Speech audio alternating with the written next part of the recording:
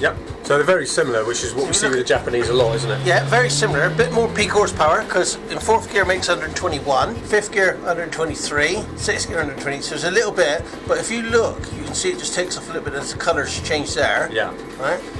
The orange is top gear. It revs on further here. Yeah. Okay. Now also, if you look here, this is the air-fuel ratio without the power system blanked off. Right. It suddenly gets leaner in fifth and sixth gear.